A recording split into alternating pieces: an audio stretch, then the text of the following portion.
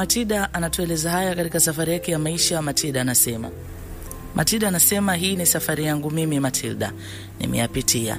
Natamani katika haya ambayo nimepitia niweze kushia na ndugu zangu, wanawake wenzangu, akina mama, akina baba, ili mtu achukue kitu kimoja kutoka kwangu.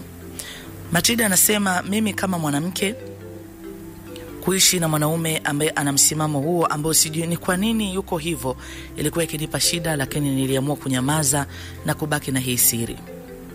Tangu mwanaume huyu amenioa, kuna vitu vifuatavyo ambavyo nilimuona yuko navyo busy sana. Kitu cha kwanza, Matilda anasema kitu cha kwanza, mwanaume huyu alikuwa yuko busy na mambo na kazi zake sana, lakini amekuwa akiniintroduce, yani kwenye vitu vyake amekuwa akiniweka mbele. Kwa mfano kuna siku moja aliniambia tutakuwa na safari. Tulitoka na tukaenda katika mkoa mwingine, ambako kwenye huo mkoa ilisemekana kuna mahali ambako kuna madini. Kwa hiyo inaonekana wao kabla walishafanya uchunguzi, yani wanaenda sehemu ambayo tayari walishafika before, kuna uchunguzi mwingi walifanya. Kwa mimi naenda ndio ilikuwa ni mara yangu ya kwanza. Na tulipofika mimi ndo kama nilikuwa mwenyeji wao. Na sio mwenyeji wao kwamba ni partner tu, mimi ni mke. Huyu ni mzungu ambaye ameoa mwanamke wa Kiafrika. Niko hapa na mke wangu. Ndio. Kwangu mimi nilikuwa nabeba hilo kama ni jambo lenye baraka. Kuona una mwanaume pamoja na yote, lakini anakuweka mstari wa mbele, anakutambulisha kwamba huyu ni mke wangu. Mimi nimeoa mwanamke wa Kiafrika, ninapenda sana wanawake wa Kiafrika, unaona. Kwa hiyo mimi nimekuwa nikitumika, yani nikisema kutumika labda sio lugha nzuri, nikienda katika kufuatilia baadhi ya vitu, ananiambia fanya hiki, fanya hiki, fanya hiki. Kumbuka na mimi nimezidi kujifunza sana hii lugha. Kwa hiyo na mwambia, kwa mfano kutana na wale wanakijiji unaongea nao, hao watu wana malengo makubwa sana wanataka kufanya hapa. Huyu ni mume wangu na tumekuwa tunafanya hii kazi kwa muda mrefu. Unaona, kwa maana mimi nazungumza sasa kwa lugha ya Kiswahili na mimi ni Mswahili mwenzio. Na kumbuka sio partner tu kwamba mimi nimetoka huko, nimekuja mimi ni Mtanzania pia. Kwa nazungumza kwamba kitatokea hiki hata katika kile kijiji 1 2 3 kimetokea. Kwangu mimi niliona kama ni jambo la fahari. Na tulitoka hapa tukarudi huko kwenye camp. Tumerudi kwenye camp, maisha kaendelea. Lakini akanichukua tena, akanipeleka tena ambako hapa kuna stage ilikuwa inaendelea ya uchimbaji wa madini. Na maana wako walikuwa wanachimba madini. Na mimi na kuwa naonekana sana kule. Na ananiambia nenda kazungumze na wenzio nini, yani kujenga kuaminika kwamba yani huyu mume wangu sio mtu tu amekuja na kuchota kilichokuwa cha kwao kuondoka. No, huyu ameoa Tanzania, huyu ni Mtanzania, ni mume wangu na tuko tunaishi hapa katika ardhi ya Tanzania. Kwa hiyo na mimi ni mchangamfu sana, na hiyo ndio imekuwa asili yangu. Nakumbuka nilikueleza mbaba yule ambaye alikuja kuniambia huyu mzungu ananipenda, alikuwa ananiambia wewe mjanja sana wewe una akili sana, unaona, na hata uweze ukanote kama mimi sijui kusoma sijui kuandika. Yani mimi ni mwanamke mjanja yani. Unaona kama hivi nakwambia sijasoma, sijawahi kujua Kiingereza, lakini nataka nikwambie sasa hivi mtu akiongea na muelewa, na kuna baadhi ya maneno mimi nayaongea naweza kuyaongea. Naweza nikaongea na mtu, naweza ikawa sio ile yani mfululizo ile kwamba nikafuruliza. Naweza nikakaa kidogo nikatafuta neno nikalitamka, lakini niko chap sana. Kwa hiyo kwa ule uchapu wangu nilikuwa nawaambia yani hii ni nafasi ambayo ni kubwa sana.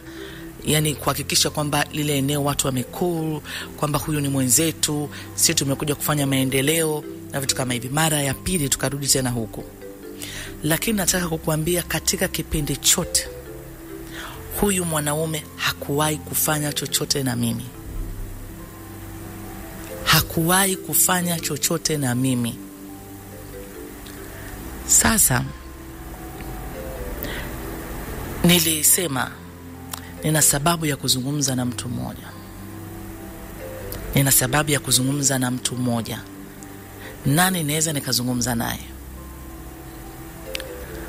Matilda anasema nikamwaza mshikaji ambaye alinikuadia mimi kwa huyu mshikaji.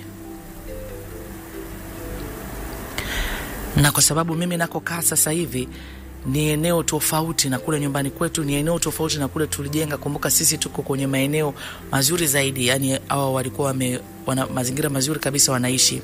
Kwa kipindi ambacho walikuwa wamekaa hapa walitengeneza mazingira mazuri kwa ajili ya kuishi.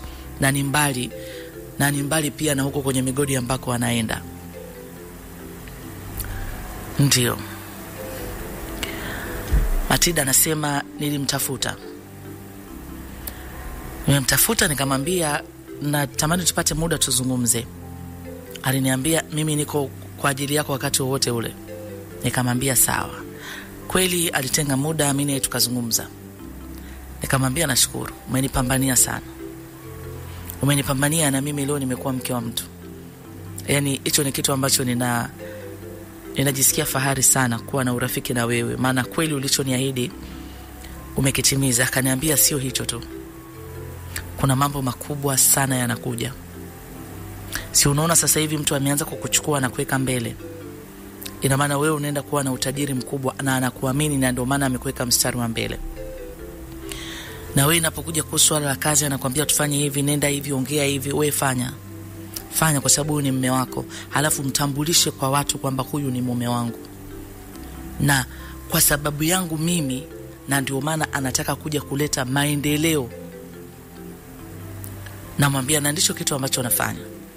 Mpaka sasa nikimwambia tulienda kule eneo, tumefika wale watu wamechimbiwa visima, tumefika wale watu wamefanywa hivi. Kwa hiyo ninawaambia huyu ni mume wangu, ameamua kuja kufanya maendeleo na kuja kubadilisha maisha ya vijana hapa, kutoa fursa pia za kibiashara, kuja kuweka miundombinu ikae vizuri. Kwa hiyo ni jambo ambalo ni kwa manufaa kwa wote. Ninamueleza hivi ni vitu ambavyo pia nimekuwa nikivifanya. Akiniambia na kuamini, huna woga. Unaona huna woga. Una ujasiri mkubwa sana.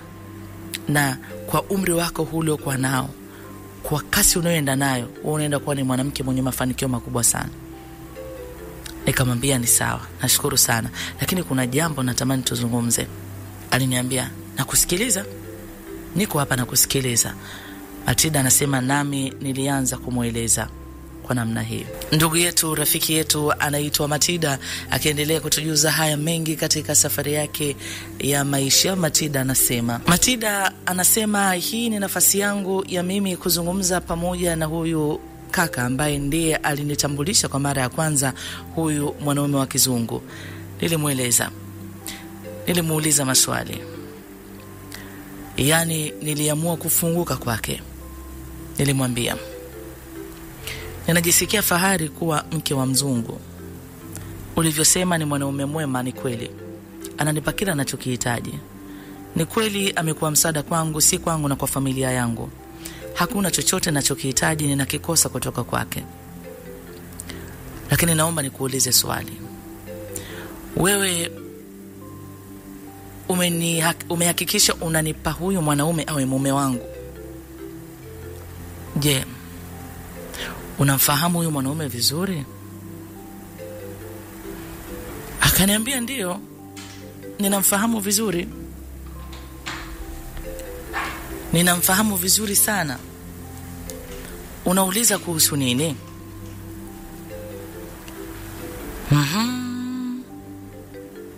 Alinieleza anamjua vizuri. Kwa nini nauliza hivyo? Nikamwambia unajua tunaweza tukawa na marafiki, tukawa nao karibu, tunashare mambo mengi. Wewe uko nao kwenye project hizi ambazo mnafanya, lakini kiundani pengine hufahamu. Kumbuka huyu ni mtu amekuja kufanya shughuli zake huko kwao, hatuwezi tukajua maisha yake ambayo anaishi, labda ana familia au hivi. Nikamwambia unajua kiundani kuhusu hayo? Akaniambia Matilda, wewe sasa hivi tunazungumza ni mke wa mtu. Kwa nini uanze kuuliza maswali kama hayo? Yani ana mke ana nini? Yani kwa nini usinge ujiuliza mwanzo? Sasa hivi unajiuliza kati tayari wewe ni mke wake. Nakumbuka huyu mtu ana watu wake wa kutoka nchi pamoja na yeye. Kama kungekuwa na issue yoyote, tungejua. Nikamuuliza, je, ulishawahi kutembelea katika taifa lao, labda ukafahamu maisha yake? Akasema hapana, mambo hayako hivyo. Unamfahamu mtu, uko naye karibu, kadri siku zinazidi kwenda unazidi kumjua, kwa nini unaniuliza hivyo? Nikamwambia, mimi sitaki kujaji chochote, lakini nataka nikwambie ukweli. Mimi toka nimekutana na huyu mwanaume, yani pale tunaanza mahusiano, hatujafunga ndoa, nilikuwa naamini kwamba ni mwanaume mwenye misimamo, ni mwanaume ambaye hataki kunichezea au hataki kunionyesha kwamba yeye ni mwanaume wa kupita kwangu, anangoja tufunge ndoa. Nikamwambia, kwa hiyo unajua kabisa? Najua unajua. Mpaka tunafunga ndoa tulikuwa hatujawahi kuwa na mahusiano ya kimwili. Lakini nikamwambia, unajua toka tumeoana, ile siku tumeoana pale, yule ni mwanaume ambaye hajawahi kunigusa. Akaniambia, wewe Matilda, acha masiara bwana. Unajua kuna vitu vya kunieta afu tukazungumza ukachomeka na utani. Nikamwambia, ninakwambia serious. Akaniuliza kwa nini? Nikamwambia, unaniuliza swali ambalo mimi najiuliza kwa nini? Akaniambia, unajiuliza, sio unatakiwa umuulize. Wewe kama mke, hiyo ni haki yako. Wewe kama mke, hiyo ni haki yako.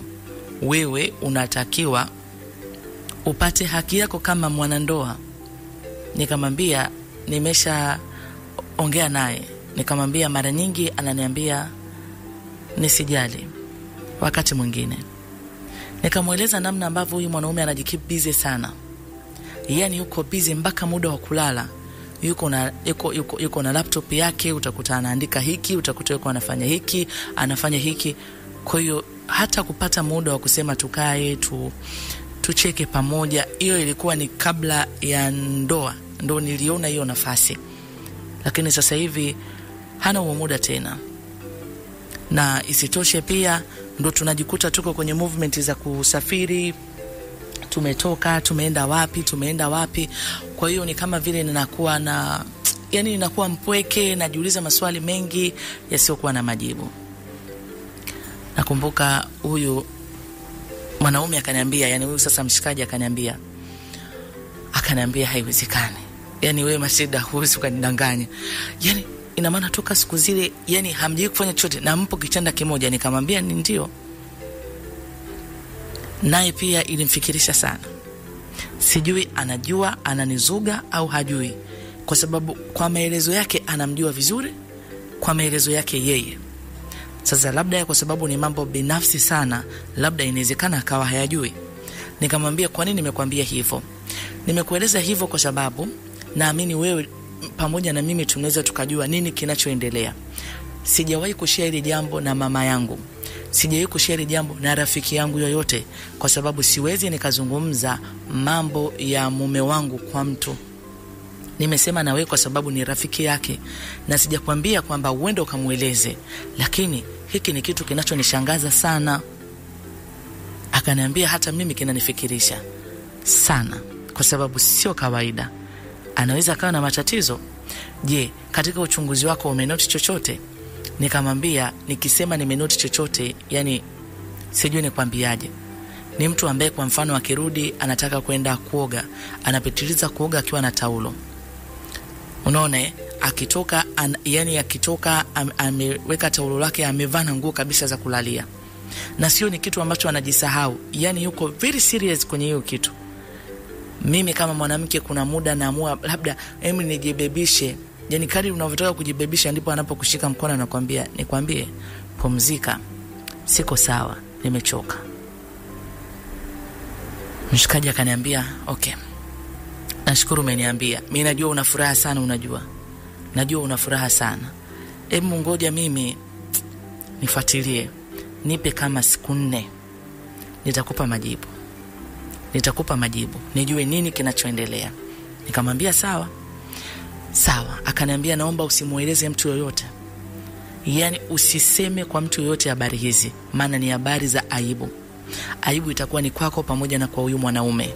Nikamwambia, sijawahi kusema na mtu yoyote, ni wewe tu, nawe jitahidi usimwambie mtu. Akasema mimi ni mtu mzima, nitachunguza kwa namna ninavyoweza mimi, kwa watu wake nitajua. Sawa sawa. Matilda anasema basi ilikuwa ni hatua ambayo niliona ni vyema niichukue. Siwezi kuendelea kukaa hivi. Ni vyema nikajua kabisa kama kuna tatizo basi lijulikane. Matilda anasema kweli nimekaa ndani ya siku 4 yule mtu alinitafuta. Akaniambia, Matilda, hauwezi ukawa unaniambia kitu kwa ujasiri hivyo na unaniongopea. Yaani kwa nini unaniongopea? Nikamwambia nikuongopea na nini? Yaani mimi nikuite wewe nikuongopee? Akasema acha mambo yako bwana. Yule unajua ulivyoniambia hapa nilitoka nafikiria sana. Labda ni mtu ambaye anawezekana akawa na matatizo, kwa sababu wako baadhi ya wanaume wana matatizo na wengi waga hawapendi kusema. Unakuta anaamua kuoa lakini anashindwa kwanza kumwambia mwenzie kwamba bwana mimi mwenzako mambo yangu bwana ndio hivyo, yani apecha lolo. Mambo si mambo. Watu wengi wanaona wakisema kama watanyanyasika, wanaamua tu wawe wasiseme chochote. Yani wewe utajiuliza ujijibu mwenyewe. Nilihisi hivyo, lakini huyu ni mwanaume wa shoka kabisa. Nikamuuliza, sasa kama ni mwanaume wa shoka kabisa, kwa nini mimi hanipi haki yangu ya ndoa? Akaniambia, unachosema unaniambia ukweli. Nikamwambia, sasa mimi nikuite hapa yani wewe mtu mzima nianze kukuambia habari za uongo yani ili waje? Ili waje? Yani kama mimi mume wangu ananipa haki ya ndoa, nikwambie wewe ili waje? Yani nikwambie ili waje yani kwa mfano? Akaniambia, mimi nimefuatilia huyu ni mtu hata before kuwa na wewe alikuwa na mpenzi ambaye kuna mtu walivyokuwa wamekuja awali alikuwa wako naye kwenye project hii, alikuja mara moja na alikuwa ni mpenzi wake, wakakorofishana na nini, lakini kwa ni mpenzi wake na ninavyosikia hana hiyo shida. Yani hana hiyo shida. Mimi katika kuchunguza, unanijua mimi ni mpekuzi, hana hiyo shida. Basi kama hana hiyo shida basi anafanya hivyo kwa namna yake, anafanya kwa kitu ambacho anajua yeye kwa nini anafanya hivyo.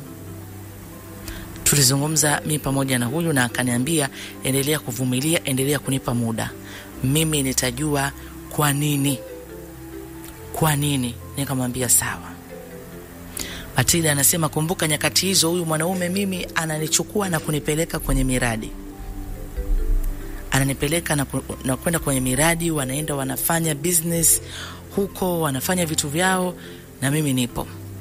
Kitu ambacho kikubwa amenifanyia ni kunijengea nyumba. Kweli nakiri hilo, nimejengewa nyumba ambayo ni nyumba wanaishi wazazi wangu.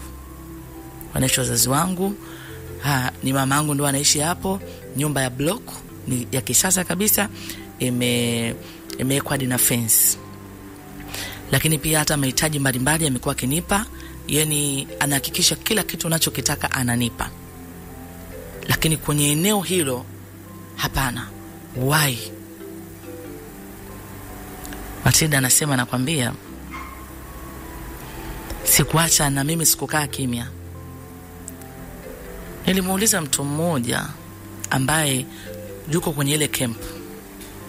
Tulitokea kuzoeana na alikuwa ananiambia nitakufundisha Kiingereza wewe mpaka ujue. Nitakufundisha Kiingereza mpaka ujue. Na akiwa ananiambia Kiingereza au lugha yoyote sio Kiingereza, ni pale ambapo utajikuta unaongea mara kwa mara. Kwa hiyo ukiwa unaongea mara kwa mara lugha fulani ni rahisi kuicapture haraka. Kwa hiyo anasema wewe utajua tu Kiingereza, tena utakijua vizuri kwa sababu mara kwa mara nitakuwa na kuongelesha. Unaona? Ndio. Matilda anasema katika uchunguzi wangu, katika kufuatilia kwa yule mtu, Matilda anasema niligundua kitu. Niligundua huyu mwanaume sio Hanisi. Ndio, kwa sababu mimi katika hali ya kawaida wewe unahisi nini? Kwamba huyu mwanaume anaweza akawa ndio hivyo, lakini nikagundua sio. Why? Matilda anasema nilipoichunguza ile ni kama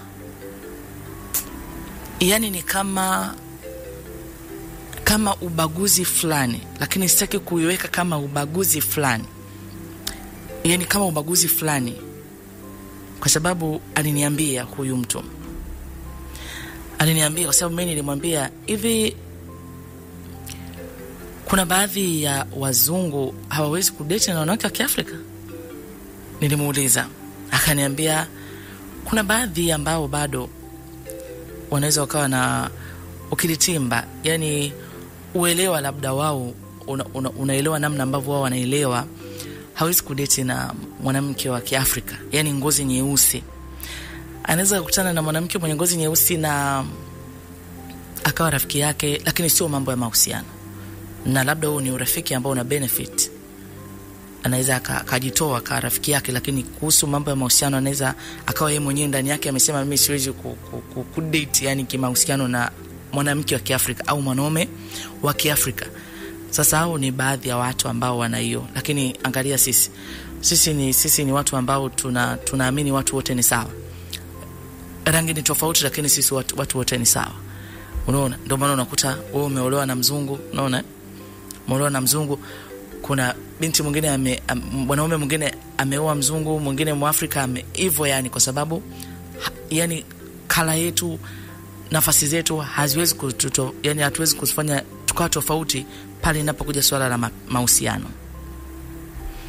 Nikaambia, kwa hiyo unataka kuniambia kuna wanaume ambao yani yeye labda ndani yake anasema mimi siwezi kuwa na mwanamke wa Kiafrika, na inakuwa hivyo? Akasema yes, yani mtu ukimkuta yuko hivyo hawezi kudate, yani haiwezekani, hawezi kwanza kupata hisia naye, kwa sababu anaweza kaa anamchukulia kama huyu vipi. Ni kama vile mwingine mwanamke wa Kiafrika au mwanaume wa Kiafrika anasema mimi siwezi kudate na mwanaume wa kizungu, labda anamuona mzungu, no siwezi, labda ile rangi, mimi siwezi kudate na mwanaume au mwanamke wa kizungu.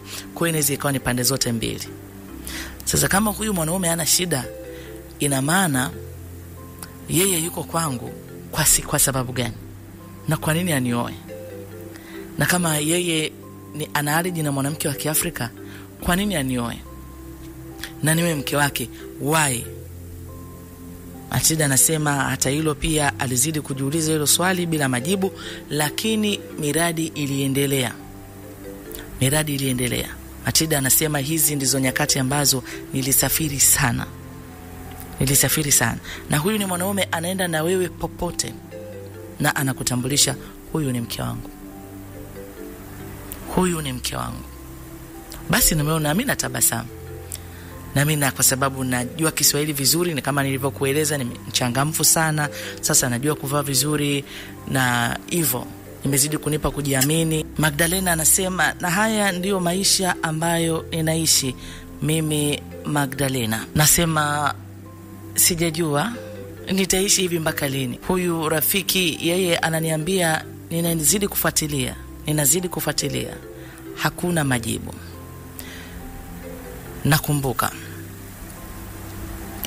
Matilda anasema, nakumbuka siku moja nilimwambia mume wangu ninatamani tupate muda tuzungumze. Na hapo alikuwa ameondoka kwenda kwenye miradi huko peke yake. Alikaa muda kidogo.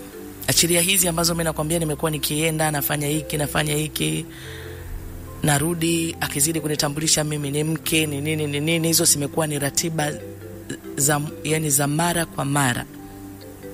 Lakini sasa amerejea, natamani kuzungumza naye. Na akaniambia sawa. Nakumbuka sasa hivi mimi sina maneno mawili matatu, nina maneno mengi.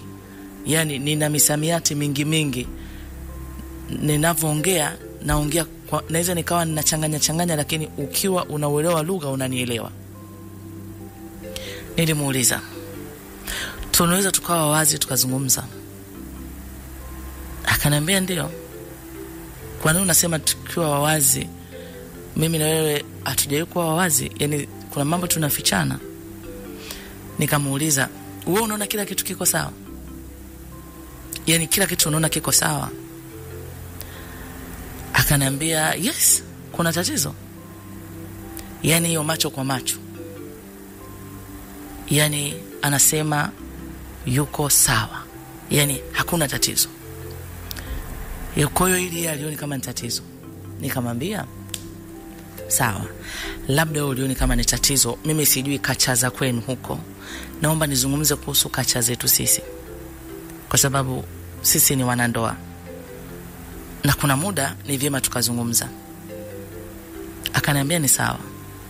Nikamwambia utamaduni wa kwetu, mwanamke anapoolewa na kutoka nyumbani kwao na kumfuata mahali ambako mume wake anaishi, hii inamaanisha kwamba huyu mwanamke ametoka kwenye nyumba, hata kama ilikuwa ni ya makuti na nyasi, lakini alikuwa akiishi.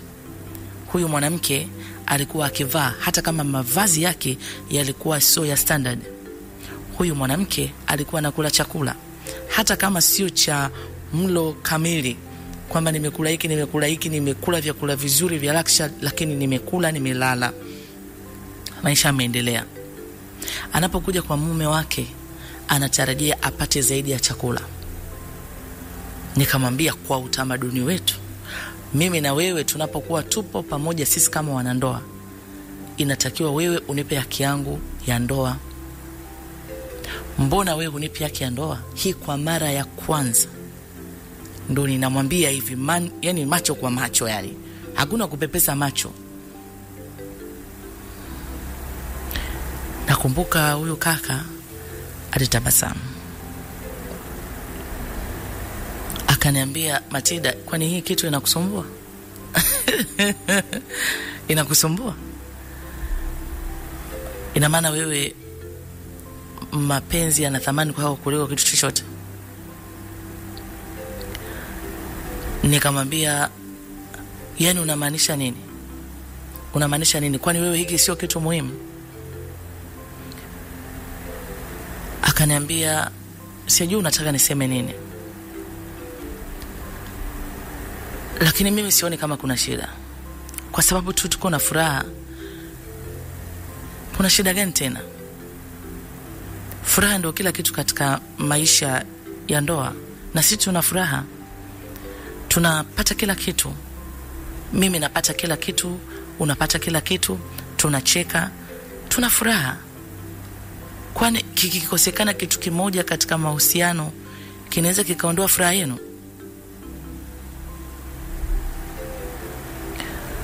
Mimi nikamwambia, basi nijue sababu za hicho kitu kukikosa.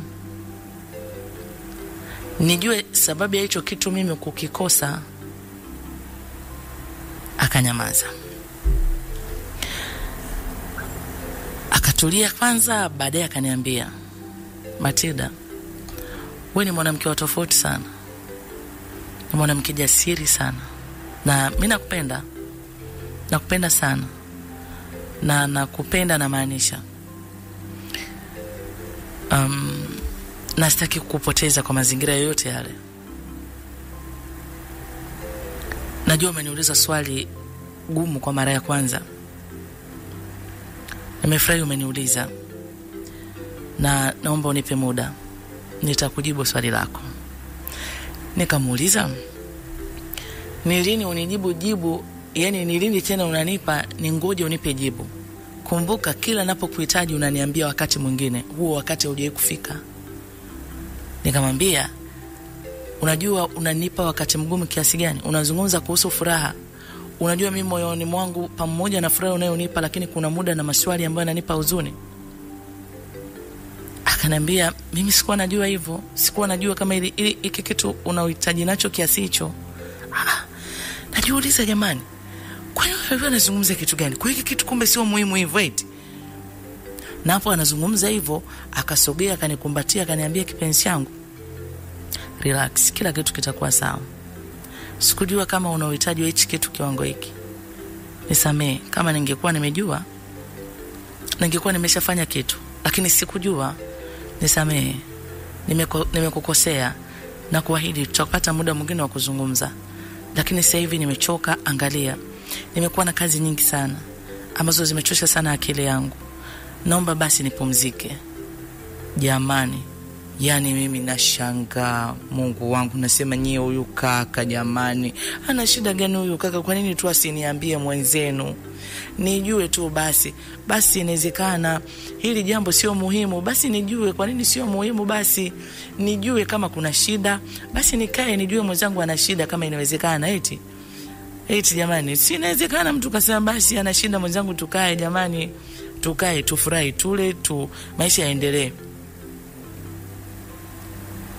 Matilda anasema lakini nilichukua maamuzi ya kutamka. Nimejifunza kitu kimoja katika umri na pia katika tamaduni ambazo tumefundishwa, usitoe siri ya ndani nje. Labda na hii ndio ilikaa kichwani mwangu, na ndio maana mpaka nimeweza kuvumilia hali kama hii. Yani kuto kusema, hata mamangu anajua mimi niko okay, nina furaha. Yani hicho kitu pengine hajawahi kukiwaza wala kukifikiria kama mwanangu pamoja na hivi alivyo navyo, lakini kuna kitu anakikosa ndani ya ndoa yake. Lakini kwa sababu nimefundishwa kutoa siri, nimemwambia mwenyewe muhusika, na ngoja hiyo siku aje anieleze na kwa nini hiki kitu sio muhimu sana kwake. Yani kwa nini hiki kitu sio muhimu sana kwake, aniambie.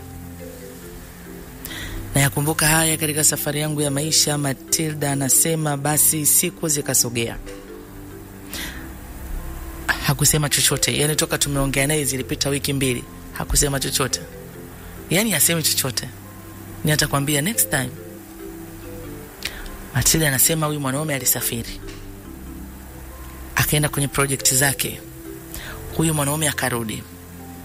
Aliporudi, mimi sitaki chochote, ninataka majibu ya maswali yangu. Ninataka kujua kwa nini hiki kitu kwake sio muhimu. Why?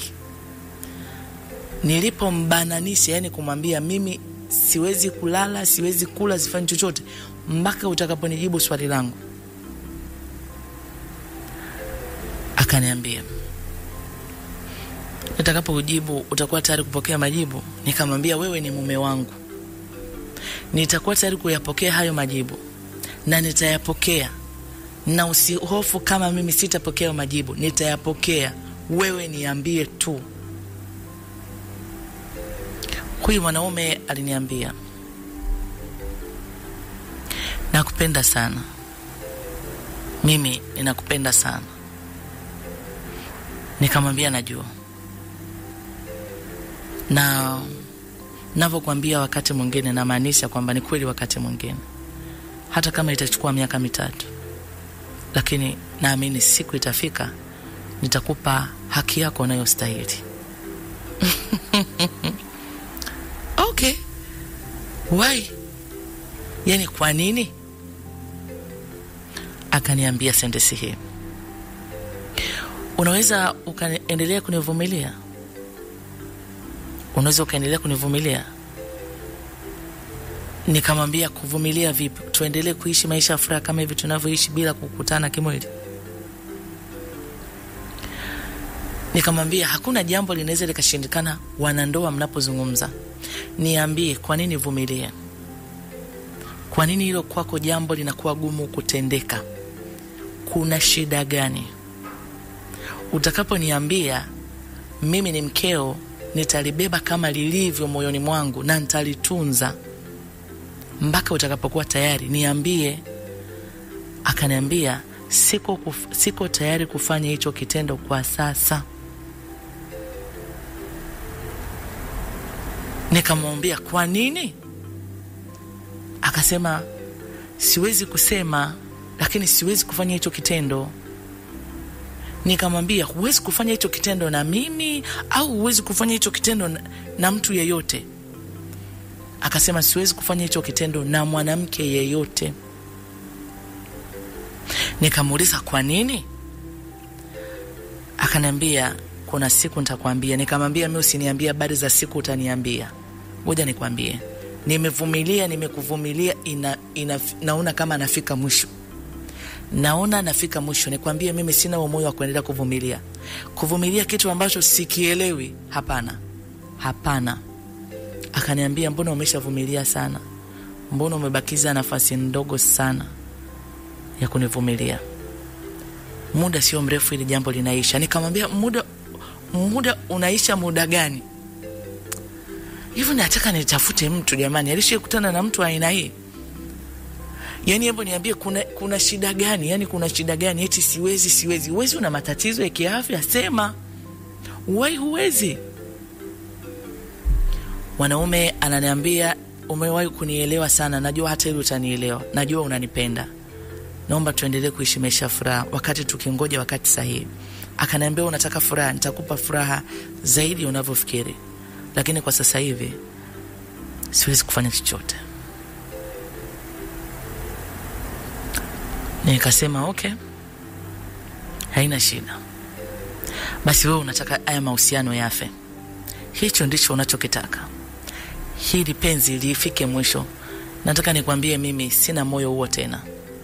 Akaniambia, please, naomba usifanye hivyo, naomba univumilie kidogo. Nikamwambia sina cha kuvumilia. Nikamwambia, mimi hapa Matilda nakutamkia hapa, ninakupa wiki moja tu, wiki moja. Kama hautaona una sababu ya kunipa haki yangu mimi ambayo naidai mwenyewe, siendi kuitangaza huko kwamba mume wangu, nakwambia wewe, na ukashindwa kunipa haki yangu, ina maana hii ndoa ni batili. Ina maana hii ndoa haikutakiwa kufungwa, kwa sababu tulifunga ndoa kwa makusudio kadhaa, na hili likiwa ni moja wapo. Akaniambia, naomba uendelee kunivumilia, muda sio mrefu ile jambo linaisha. Haya anatueleza ndugu yetu mpendwa wetu anaitwa Matilda. Matilda anasema, yani ninatamani kujua hilo ni jambo gani. Hivi ni kitu gani kinaweza kikamfanya mtu akawa kama hivi yani? Ni nini yani? Yani sielewi. Ni kitu gani yani? Haya anatueleza ndugu yetu mpendwa wetu rafiki anaitwa Matilda. Karibu kesho usikilize mkasa huu kiundani zaidi, upate mwanga wa kufahamu hiki ambacho Matilda anashia pamoja nasi. Asante, nikutakia usiku mwema. TikTok Capital E.